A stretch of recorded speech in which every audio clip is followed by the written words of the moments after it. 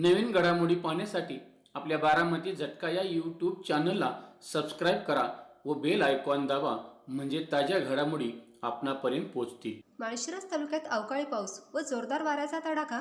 बचेरी गावातील नारायण केरू गोरड, रतन नारायण गोरड, अमोल नारायण गोरड, सोनम नारायण गोरड, कमळू नारायण गोरड, अनुराधा कमळू गोरड, समर्थ कमळू गोरड, करुणा कमळू गोरड, जानू कमळू गोरड अशा गोरड परिवारावर काळाने घाला घातला होता.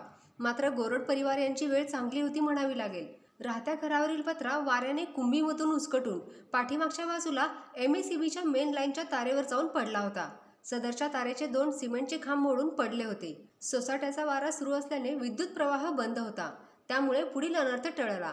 घरावरील पत्रा उडून जात असताना वरील विटा व माती घरामध्ये पडले आहे. घरामध्ये लहान मुले, वयोवृद्ध माणसे असणाऱ्या गोरड परिवाराला निसर्गाचा सामना करावा लागला आहे. घरातील सर्व कपडे, भांडी व अन्नधान्याचे अतोनात नुकसान झाले आहे. घरातील कोणालाही सुदैवाने दुखापत झाली नाही.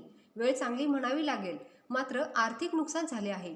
नुकसानग्रस्त गोरड परिवार यांच्या निवासस्थानी पिलीव जिल्हा परिषद गटाचे जिल्हा परिषद सदस्य चंद्रकांत जाधव, पिलीव पंचायत समितीचे सदस्य शिवराज फुकळे, भारतीय जनता पार्टीचे माळशिरस मंडल अध्यक्ष तथा पिलीवचे सरपंच नितीनजी मोहिते, युवा नेते गणेश देशमुख, दिलीपराव माने, रामभाऊ गोरड, अधिकराव माने, सदाशिव माने, लहू माने यांनी सदरच्या ठिकाणी भेट देऊन परिस्थितीची पाहणी केली.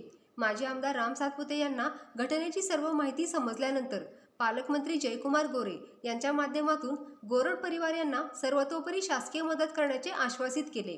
चंद्रकांत जाधव यांनी तहसीलदार सुरेश शेजूळ यांना दूरध्वनीवरून माहिती देऊन तलाठी यांच्या माध्यमातून पंचनामा करण्याच्या सूचना केल्या. जिल्हा परिषदेच्या माध्यमातून सहकार्य करण्याचे आश्वासित केले. पंचायत समितीच्या माध्यमातून शिवराज फुकळे यांनी सहकार्य करण्याचे सांगितले. गोरड परिवार भेदरलेल्या अवस्थेत होते. चंद्रकांत जाधव व शिवराज फुकळे यांनी गोरड परिवारातील लहान थोर मंडळींना आधार देऊन आपल्याला शासकीय मदत व सहकार्य मिळवून दिले जाईल अशा शब्दात धीर दिला. गोरड परिवारातील लहान थोर मंडळींना अडचणीच्या काळामध्ये माजी आमदार राम सातपुते यांचे कार्यकर्ते व पदाधिकारी यांनी धीर दिला असल्याने गोरड परिवार यांना आधार वाटला आहे. हे पत्र उडून गेलं आणि घराचं, त्यांच्या प्रपंचाचं आपण बघतोय सगळं नुकसान झालेलं आहे. त्या गोरड परिवारामधील हे सर्व लहान मुलं जे आहेत ती वयोवृद्ध आहेत, हे सगळं ह्यांचा आता संसार जे आहे हा रस्त्यावर आलेला आहे. आपण खरं त्यांच्याकडूनच जाणून घेऊया. तुमचं नाव? माझं नाव अनुराधा कमळू गोरड. ताई, काय झालं नेमकं? खरं वारं सुटलं होतं, पाऊस यायची शक्यता होती, त्यामुळे सगळी पोरंही घरात होतो. आम्ही खिडक्याही पॅक करून बसलो होतो. अचानक वारं आलं, वायटोळी गत्ती, सगळं शेड हे गेलं निघून. बरं, त्यावेळेस घरात पुरुष मंडळी वगैरे होती का? आम्ही दोघंच होतो, पोरंही होते, लहान मुलं हे सगळे?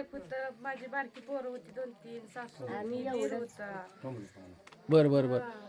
मग हे ज्या वेळेस उसकटून जात होतं त्यावेळेस मग ही कसं मोठा आवाज वगैरे जाता? सगळं ईज लावल्यागत कडकड कडकड वाजल्यागत झालं. सगळी पोरंही माझी वरडायला लागली, भेटली सगळी. पाऊस तिकडे येऊन आम्हाला शेजाऱ्याने येऊन नेलं. पोरं तासभर उसकार देत होतं, लट लट लट उडत. बरी, ज्यावेळेस पत्रा उडून चालला होता त्यावेळेस पाऊस आलता का खरं? होय, पाऊस होता. सगळ्या घरातून पाणी झालं. पत्रा उडून गेला आणि पाऊस बंद झालाय. हा, बाकी वर पाऊस आणि वारं सगळंच होत. बर बर बर. मग आता हे तुमचं खरं हे सगळं संसार जे आहे हा रस्त्यावर आलाय, उघड्यावर आलाय. हा, आम्ही दाणं तेवढं काढल्यात आहे मगाशी बाहेर. ते बी भिजल्यात आहे म्हणून म्हणलं वाळू घालायसाठी बाहेर न्यावं. तुम्हाला आता खरं हे शासन माणसं आली, त्या माणसानेच काढलं बाहेर तुम्हाला. आता हे सकाळपासून ही लहान मुलं ही स्वयंपाक जेवणाचं कसं झालंय आता सगळं? आता काय करायचं, कसं कुठं करायचं, आपलं दारात करायचं आणि खायचं, मग कुठं करायचं. मग आता तुमचं खरं काय शासनाकडून काय तुमची अपेक्षा आहे? शासनानं आम्हाला काय आता ह्याची आपलं हे करून द्यावं, भरपाई, म्हणजे आपलं घर हे त्याचे पैसे काय मिळतील ते आम्हाला द्यावं. आता हे तोपर्यंत म्हणलं तर तोपर्यंत आम्ही उघड्यावच आहे. उघड्यावर. बरं, आता तुमच्या घरात किती आहे ती साधारण माणसं, लहान 9 मोठी? जण आहे सगळे. 9 जण आहेत का?